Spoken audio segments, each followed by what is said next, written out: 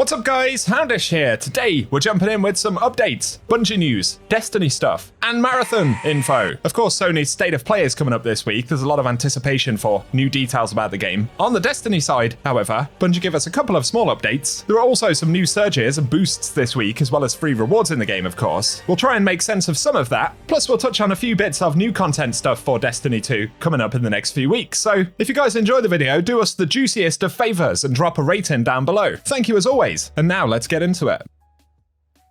First up today, just want to say a big thanks to all of the kind words on my mean comments video yesterday, where I did have a bit of a crash out. All of you guys are really kind, and yeah, it's safe to say crashing out is kind of a coping mechanism for me. Although sometimes I can sound a little bit sinister, that's just my sense of humor, to be honest. I'm a glass half empty kind of guy, although at the minute it's 3/4 empty, isn't it? Either way, I really appreciate you all, and check out that video if you haven't already. I'll try and do more of it.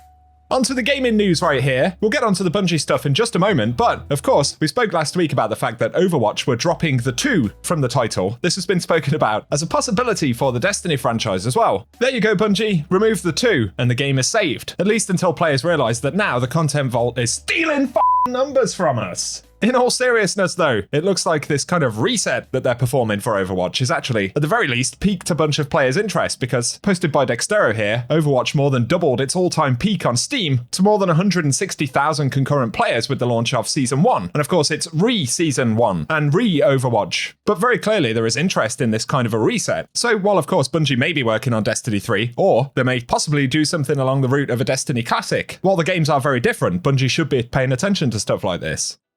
Onto the Destiny 2 stuff though. Fire team up and find your best friends in the comments, and experience increased damage in portal activities when playing with a fire team this week. I'm not trying to be toxic about Destiny 2, the wording of that tweet just made me giggle. There is a surge boost this week though called Better with Friends. I was a bit confused at first because the pop-up at reset said it multiplies portal activity scores when you play in a fire team. However, when you view the modifier in the portal, it says it increases your damage, and playing with a clanmate further increases the effect. I didn't really do any damage testing, although it may also be multiplying reward scores, because tier 5 drops still seem to be a thing regardless of whether it was Ultimate, Grandmaster or Master difficulty when we ran Midtown here. So maybe that's the score forecast being boosted, or perhaps Bungie already changed the reward drops for this. I'm not entirely certain.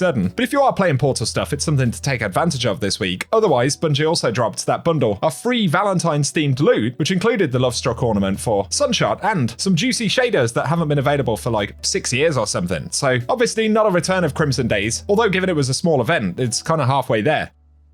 Other Destiny-related news, actually about Destiny Rising here. Ikora, the hidden, mythic variant, is coming soon in Destiny Rising. I'll be curious, are many of you guys still playing Destiny Rising? It does spell yet another visual treatment for Ikora though. Honestly, I miss the luscious, well, I was gonna say afro. I'm not sure if that qualifies as an afro or not, but that was peak Ikora hair. Haters, deal with it. As we roll through the rest of this week though, following DMG's communications on the weekend, we're hoping that TWID, or any other update this week in relation to Destiny 2, will be somewhat valuable. Forcer pointed out on X, not even posting this to be negative, I'm just letting you know beforehand, if the next week or two gives us very little information, this tweet is going to be weaponized like the last one. And that was the whole build momentum and maintain it thing. I'll probably get flamed a bit for this, but man, it's not DMG's fault. I appreciate he made the mistake of actually promising this roadmap in the first instance, but any of you who've worked in big companies will know, you could be passionate as anything about a thing that you're doing or your job, but it's the corporation that will make the decisions, right? As a creative person, I feel bad for the creative people at Bungie, because their jobs are to be creative and try and make video games fun. And most of those people are not responsible for where D2 is, it's just the truth. Later in the week though, PlayStation have confirmed there will be a State of Play airing on February 12th, so this will be at 2 PM Pacific time, 5 PM Eastern, and 11 PM Central time. It looks like it could be quite a big one, and of course, it will almost certainly contain Marathon-related things. Lots of people on social media are practically convinced that there will be the open playtest for Marathon this weekend immediately after State of Play. And I will mention that because it's actually the moment where most people get to play it for the first time. And I'm sure Bungie will hope that that will continue to kind of course correct Marathon sentiment and get people hyped for it. However, according to Paul Tassi, we will not get a shadow drop for the open playtest this week. Of course, that's not confirmed by Bungie, but Paul Tassi tends to be a reliable source. He does say, though, there will be new info. I'll let you in on a secret. Bungie are confirming a new runner, and there's a preview of what it looks like right here.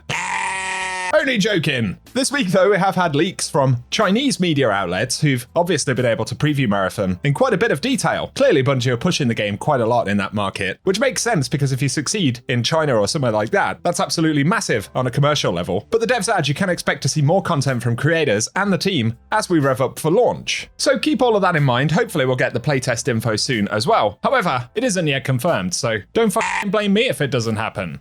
Bungie also posted the Mida Faction Agent trailer right here, and a general Mida short with some filthy EDM sounds. Mida is watching. You, them, all of it. Mida is revolution.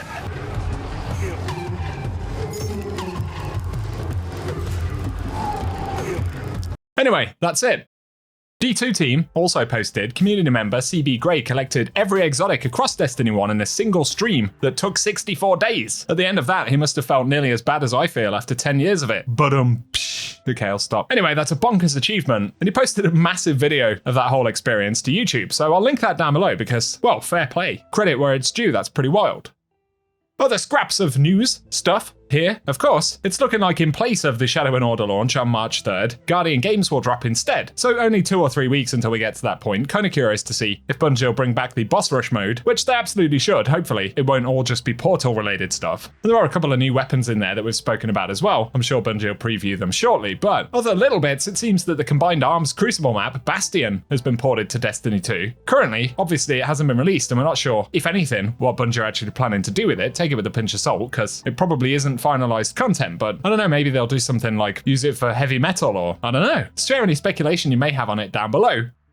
Otherwise, on top of Bungie rejigging the kind of cosmetic parts in the Eververse store, as we discussed, it looks like there may be a Magic the Gathering collaboration coming to Destiny 2. I don't know a massive amount about Magic the Gathering, but Bungie confirmed in some patch notes that there's a set of armor called the Death's Majesty Warlock set. Those of you who are familiar will probably recognize it straight away, but Colony Deeks had also shared some icons for the armor pieces here. So that's another component coming up in the near future. And then, of course, when we get the calendar or roadmap update, we'll see how Shadow and Order itself, but also Call to Arms, the raid and dungeon-based event thing that Bungie had said they're going to do, and a host of other things will actually play out, and I guess that will form the roadmap up to the next expansion, assuming that it's still dropping. It will probably be further on in the summer or maybe even the fall, just based on the timeline of things seemingly being pushed back by a couple of months. But I will keep you posted on that bit when we get to it as well.